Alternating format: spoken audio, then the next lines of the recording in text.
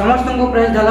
ଆସନ୍ତୁ ଆମେ ବାକ୍ୟ ପଢିବା। ଏପରି ଲେଖା ହେଇଛି ଯୋହନ ପୁସ୍ତକ 15 ପର୍ବ 18ରୁ ତଳକୁ ଦେଖିବା। ଏପରି ଲେଖା ହେଇଛି, ଜଗତ ତୁମମାନଙ୍କୁ ଘୃଣା କରିବେ, ତେବେ ତୁମମାନେ ଘୃଣା କରିବା ପୂର୍ବେ ତା ଯେ ମୋତେ ଘୃଣା କରିଅଛି ଏହା ଜାଣ।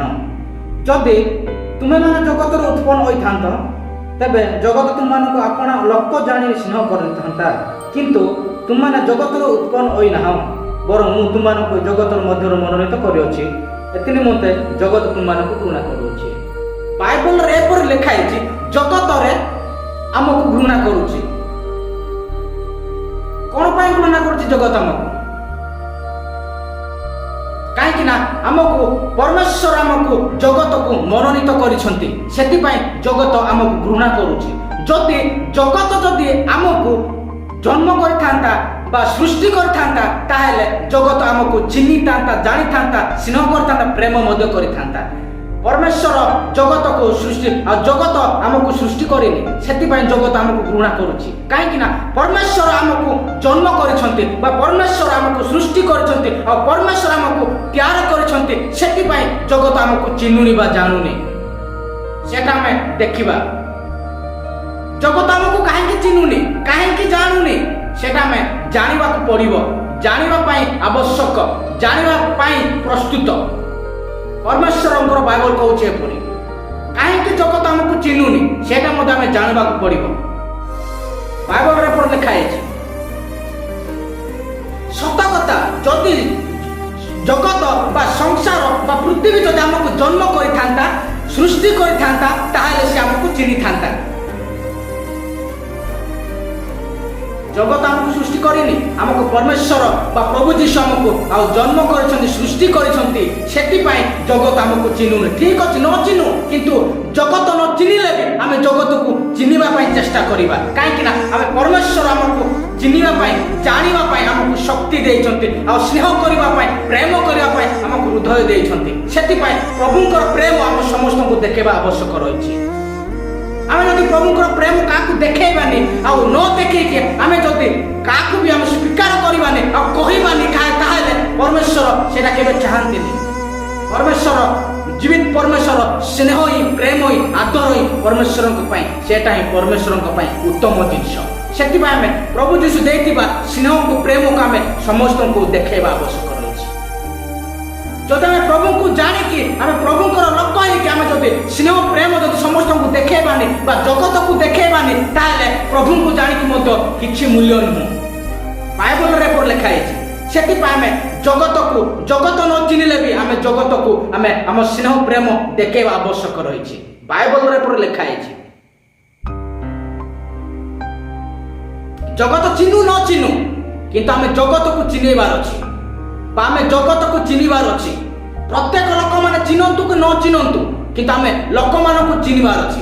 ଲୋକମାନଙ୍କୁ ମଧ୍ୟ ପ୍ରେମ ପ୍ରଭୁ ଯୀଶୁଙ୍କର ଦେଖେଇବାର ଅଛି। ତାହେଲେ ପରମେଶ୍ୱର ଆମ ଆତ୍ମାରେ ଆସିବେ ଆଉ ଆସିକି ଆଉ ଆମର ଯେକୌଣସି ଆଉ ପାପ ଥିଲେ ବି ଆଉ ଯେକୌଣସି ଆଉ ଅହଙ୍କାର ଥିଲେ ମଧ୍ୟ ପରମେଶ୍ୱର ଦୂର କରିକି ଆଉ ଉତ୍ତମ ସ୍ନେହ ପ୍ରେମ ବର୍ଷା ଆମ ହୃଦୟରେ ଢାଳିଦେବେ। ସେଟା ଆମେ ଚାହିଁବା, ସେଟା ହିଁ ଆମ ପାଇଁ ଯଥେଷ୍ଟ। ସେଥିପାଇଁ ବାଇବଲରେ ଏପରି ମଧ୍ୟ ଲେଖା ହେଇଛି, ଯଦି ବାଇବଲକୁ ଯଦି ଆମେ ପ୍ରେମ କରୁଛୁ, ତାହେଲେ ପରମେଶ୍ୱରଙ୍କୁ ମଧ୍ୟ ପ୍ରେମ କରୁଛୁ। ଯଦି ଲୋକମାନଙ୍କୁ ଯଦି ପ୍ରେମ କରୁଛୁ, ସ୍ନେହ କରୁଛୁ, ଆଦର କରୁଛୁ, ତାହେଲେ ପରମେଶ୍ୱରଙ୍କୁ ମଧ୍ୟ ଆମେ କଣ କରୁଛୁ?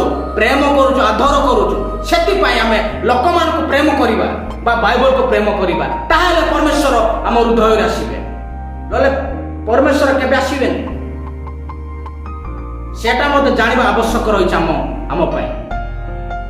ସେଟା ନ ଜାଣିଲେ, ପ୍ରଭୁଙ୍କୁ ଜାଣିକି ମଧ୍ୟ ନ ଜାଣିଲା ପରେ ରହିବାଟା ମୂଲ୍ୟ ନୁହଁ। ସେଥିପାଇଁ ଆମେ ପ୍ରଭୁଙ୍କୁ ଜାଣିଛୁ, ବାଇବଲକୁ ଜାଣିଛୁ, ବାଇବଲକୁ ପଢୁଛୁ, ତାହେଲେ ଆମେ ମନୁଷ୍ୟକୁ ମଧ୍ୟ ସେପରି ଆମେ ବାଟ ଦେଖେଇବାର ଅଛି, ସେପରି ଆମେ ପ୍ରେମ କରିବାର ଅଛି। ପରମେଶ୍ୱର ଆଉ ଜଗତ ନ ଚିହ୍ନିଲେ ମଧ୍ୟ ଜଗତକୁ ପ୍ରେମ କଲେ ବା ଜଗତର ପ୍ରତ୍ୟେକ ଲୋକ ଅଛନ୍ତି, ସମସ୍ତଙ୍କୁ ଆଦର କଲେ, ପ୍ରେମ କଲେ, ସେମିତି ଆମେ ମଧ୍ୟ ପ୍ରଭୁ ଯୀଶୁଙ୍କର ପ୍ରେମ ସମସ୍ତଙ୍କୁ ଦେଖେଇବାର ଅଛି। ତାହେଲେ ପରମେଶ୍ୱର ଆମକୁ ଆଶୀର୍ବାଦ କରିବେ। ସେଟା ମଧ୍ୟ ଆମେ ଜାଣିବା ଆବଶ୍ୟକ ରହିଛି। ବାଇବଲରେ ଏପରି ଲେଖା ହେଇଛି। ବାଇବଲ କଣ କହୁଛି ସେଟା ମଧ୍ୟ ଜାଣିବା ପାଇଁ ପଡିବ, ବୁଝିବା ପାଇଁ ପଡିବ। ଲୋକମାନେ ନ ଚିହ୍ନନ୍ତୁ ବୁଝନ୍ତୁ। ଦେଖିବା ଏପଟେ ଲେଖା ହେଇଛି,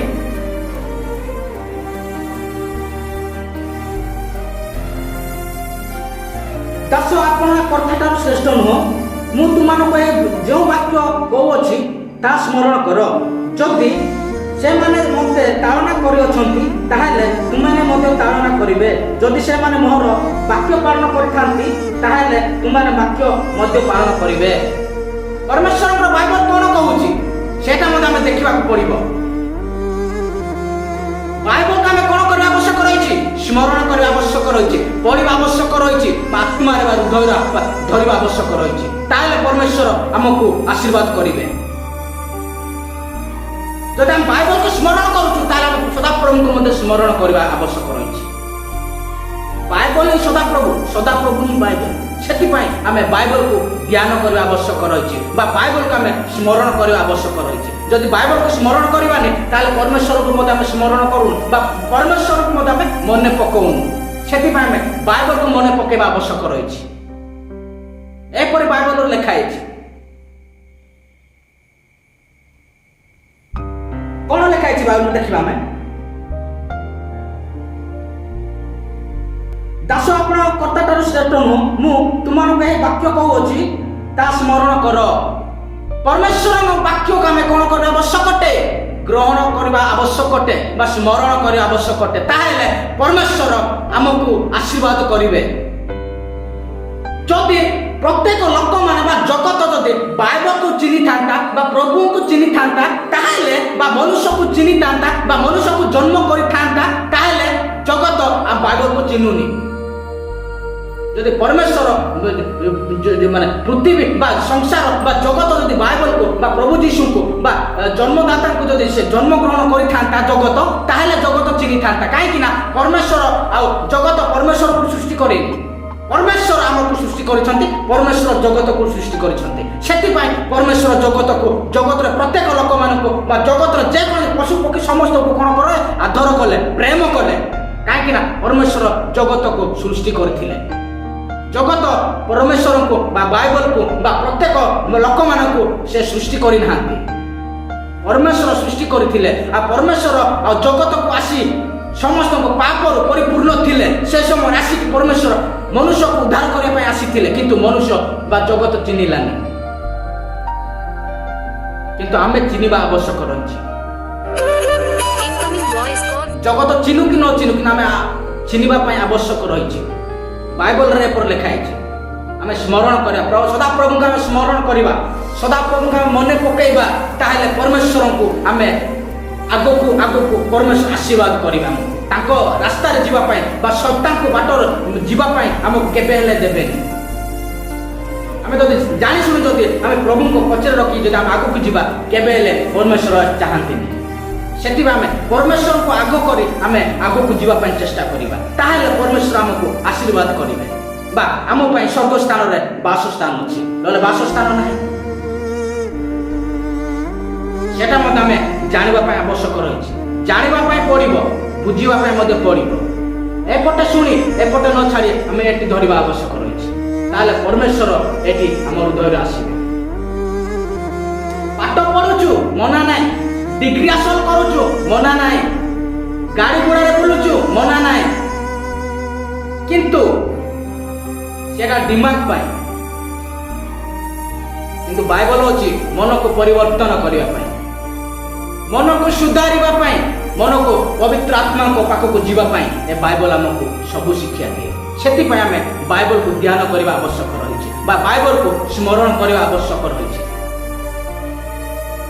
ସତ ଯଦି ପରମେଶ୍ୱରଙ୍କର ଲୋକ ବା ସତ ଯଦି ପରମେଶ୍ୱରଙ୍କର ଛୋଟ ଛୋଟ ମେଷ ଗୁଡ଼ାକ, ତାହେଲେ ଆମେ କ'ଣ କରିବା ଆବଶ୍ୟକ ରହିଛି? ବାଇବଲକୁ ଧ୍ୟାନ କରିବା ଆବଶ୍ୟକ ରହିଛି, ବାଇବଲକୁ ସ୍ମରଣ କରିବା ଆବଶ୍ୟକ ରହିଛି। ତାହେଲେ ପରମେଶ୍ୱର ଆମକୁ ଆଶୀର୍ବାଦ କରିବେ, ନହେଲେ କେବେ ଆଶୀର୍ବାଦ କରିବେନି। କାହିଁକି ନା ବାଇବଲ ହେଉଛି ପରମେଶ୍ୱର ବା ପ୍ରଭୁ ଯୀଶୁ।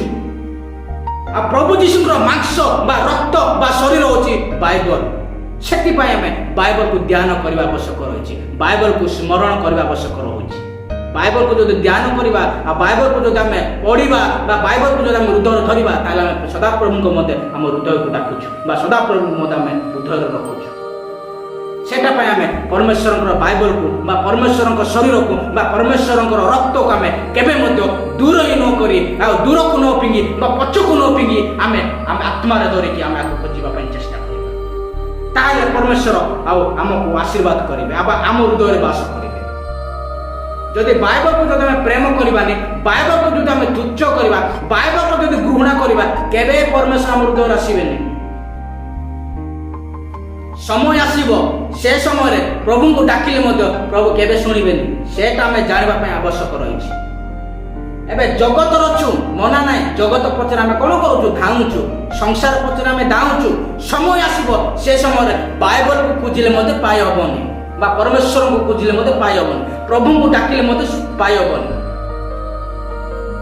कि चर्च गले पाई हेनी आम जीवन थाउ थाउ आप संसार थाउ तो आम मन को परिवर्तन करवा तापर आम सदा प्रभु को जावाई चेष्टा करवा आम चर्च जाऊनु कि जीवाई आम चेष्टा करवा जीवा पवित्र के जाए पवित्रगिरी आउ घर को जाए आम खुशी रहा आउ चर्च को गला पूरा सिंपल सादा है कि जीवा आ प्रार्थना करवा आ प्रार्थना करके आम जब चर्च सरला पर बाहर को जीवा से समय जब आम खराब रास्ता को जीवा आ खराब बाट को जीवा प्रभु केबे चाहती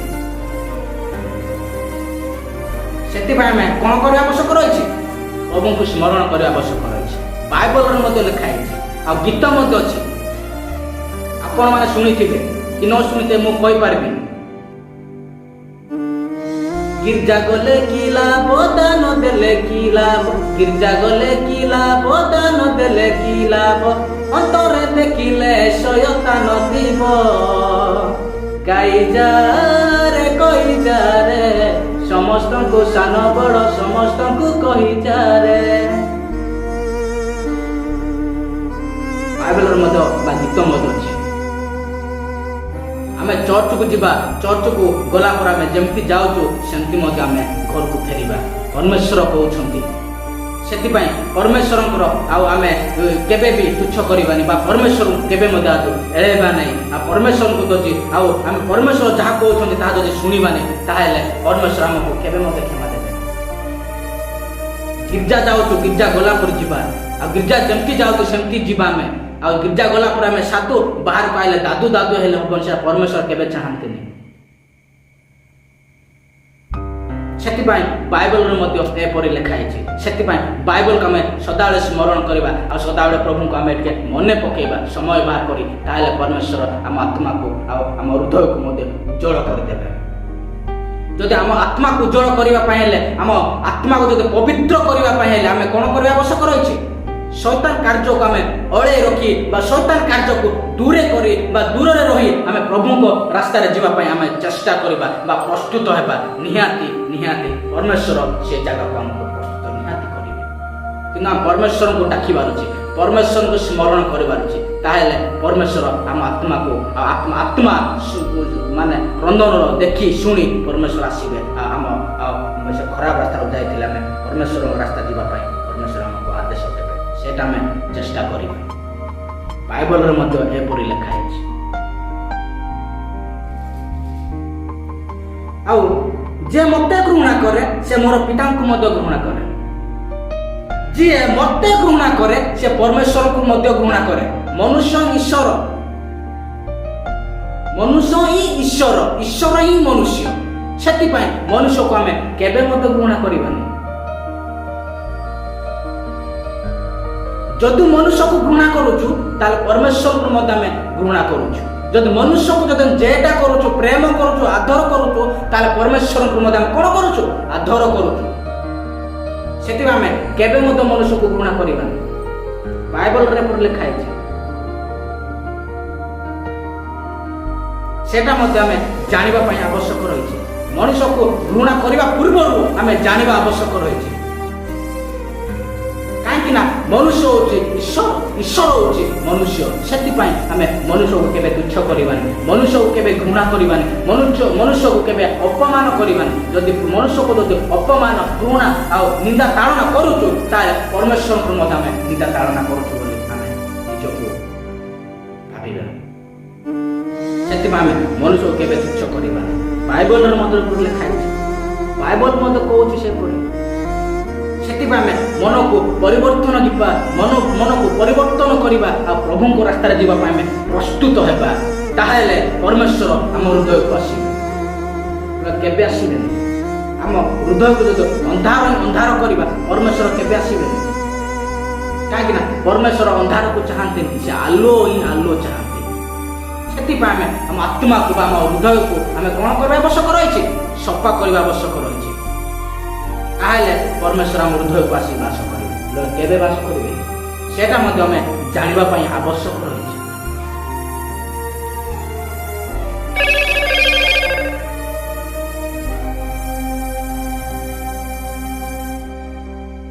ପିତାଙ୍କ ନିକଟକୁ ମୁଁ ତୁମମାନଙ୍କୁ ନିକଟକୁ ଯେଉଁ ସାହାଯ୍ୟକାରୀ ପ୍ରେରଣ କରିବି, ପିତାଙ୍କ ଠାରୁ ବହିଷ୍କୃତ ସେଇ ସତ୍ୟମୟ ଆତ୍ମା ଆସିବେ, ମୋ ବିଷୟ ସାକ୍ଷ୍ୟ ଦେବେ। କିନ୍ତୁ ପରମେଶ୍ୱର ନିଜେ କେବେ କହିବେନି ଯେ ମୁଁ ପରମେଶ୍ୱର ବୋଲି କେବେ କହିବେନି, କି ମୁଁ ମଧ୍ୟ ମୁଁ ନିଜକୁ ଭଲ ବୋଲି କେବେ କହିବିନି। ଜଣେ କହିପାରୁଛି ମୋତେ, କାହିଁକି ନା ତାଙ୍କ ଦ୍ୱାରା ପବିତ୍ର ଆତ୍ମା ବା କଥା କହିଲେ ବୋଲି ତମେ ସେ ମଣିଷ ଜଣେ ଆସି ତତେ କହିବ ତମେ ଭଲ ପିଲା, ତମେ ପ୍ରଭୁଙ୍କର ଲୋକ, ଏହା କହିବାର ଅଛି। ଆମେ ନିଜକୁ ପ୍ରଭୁଙ୍କର ଲୋକ ବା ପ୍ରଭୁଙ୍କର ସନ୍ତାନ ବୋଲି ଆମେ କେବେ କହିବାନି। ବାଇବଲରେ ମଧ୍ୟ ଠିକ୍ ସେମିତି ପରମେଶ୍ୱର ନିଜକୁ କେବେ ମୁଁ ପରମେଶ୍ୱର ବା ପ୍ରଭୁ ଯୀଶୁ ବୋଲି କେବେ କହିନଥିଲେ। ପବିତ୍ର ଆତ୍ମା ଆସିକି ସେ କ'ଣ କରିଥିଲେ? ସେ ପରମେଶ୍ୱର ବୋଲି ସେ ସାକ୍ଷ୍ୟ ଦେଇଥିଲେ। ବା ପରମେଶ୍ୱର ସିଏ ଜୀବନଦାତା ଉଦ୍ଧାରଦାତା ବୋଲି ସିଏ ସ୍ୱର୍ଗଦୂତ ଆସି କ'ଣ କହୁଛି? ସାକ୍ଷ୍ୟ ଦେଉଛି ପରମେଶ୍ୱରଙ୍କ ବିଷୟ। ସେଥିପାଇଁ ଆମେ ନିଜକୁ ଆମେ କେବେ ମଧ୍ୟ ଆମେ ଆଉ ବଡ଼ ବୋଲି ମାନିବାନି, ଆଉ ନିଜକୁ କେବେ ହେଲେ ଧନୀ ବୋଲି ମାନିବାନି, କି ନିଜକୁ କେବେ ଗର୍ବିତ କରିବାନି ମୁଁ ଜଣେ ଭଲ ପିଲା ବୋଲି। ଜଣେ କହିପାରୁଛି ଭଲ ପିଲା, ତାହେଲେ ପରମେଶ୍ୱରଙ୍କର ବାକ୍ୟ ଯାହା କହିବ ତାହା ହିଁ ଠିକ୍। ମନୁଷ୍ୟ କହିବାଟା କିଛି ଠିକ୍ ନୁହଁ। ସେଥିପାଇଁ ମନୁଷ୍ୟ ଯାହା କହୁଛି ଏପଟେ ଶୁଣିବା, ଭଲ ଜିନିଷ ହେଇଥିଲେ ଏପଟେ ଶୁଣିବା, ଏଠି ଧରିବା, ଯଦି ଖରାପ କାମ ହେଇଥିବ ଏପଟେ ଶୁଣିବା, ଏପଟେ ଛାଡ଼ିଦେବା। ବାଇବଲ ଏପଟେ କହୁଛି। ସେଥିପାଇଁ ଆମେ ଶୈତାନ କାର୍ଯ୍ୟକୁ, ଶୈତାନ କାମକୁ, ଶୈତାନ ମନ୍ଦ ଗୁଡ଼ାକୁ ଆମେ ଦୂରେଇ କରି ଆମେ ପ୍ରଭୁଙ୍କ ରାସ୍ତାରେ ଯିବା ପାଇଁ ଚେଷ୍ଟା କରିବା। ଜଗତ ଚିହ୍ନୁ କି ନ ଚିହ୍ନୁ, କିନ୍ତୁ ଆମେ ଜଗତକୁ ଚିହ୍ନିବା ପାଇଁ ବା ପ୍ରତ୍ୟେକ ଜଗତରେ ଥିବା ଲୋକମାନଙ୍କୁ ଆମେ ଚିହ୍ନିବା ପାଇଁ, ଜାଣିବା ପାଇଁ, ଆଉ ଆଦର ପ୍ରଭୁ ଯୀଶୁ ଦେଇଥିବା ଆଦର ପ୍ରେମ ସ୍ନେହକୁ ଆମେ ପୃଥିବୀରେ ସଂସାର ଯାହା ଅଛନ୍ତି ସମସ୍ତଙ୍କୁ ଆମେ ଆଦର ପ୍ରେମ ସମସ୍ତଙ୍କୁ ଦେଖେଇବା। ତାହେଲେ ପରମେଶ୍ୱର ଆସିବେ ଆମ ହୃଦୟକୁ, କେବେ ଆସିବେନି ସେଇଟା ମଧ୍ୟ ଆମେ ଜାଣିବା ଆବଶ୍ୟକ ବା ଜାଣିବା ଜରୁରୀ।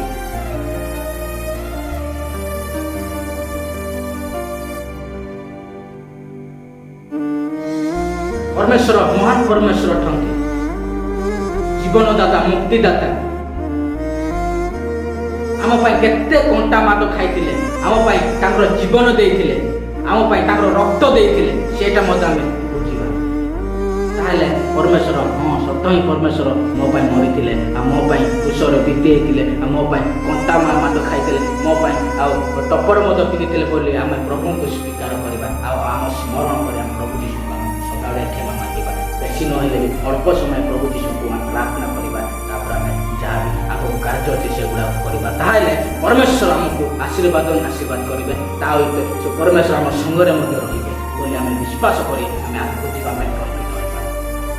ଏତିକି କହି ମୋ ବାକ୍ୟ ଯଦି ଭୁଲ ଥିଲେ ପରମେଶ୍ୱର ସମସ୍ତଙ୍କୁ ଆଶୀର୍ବାଦ କରନ୍ତୁ। ଆମେନ୍। ନମସ୍କାର।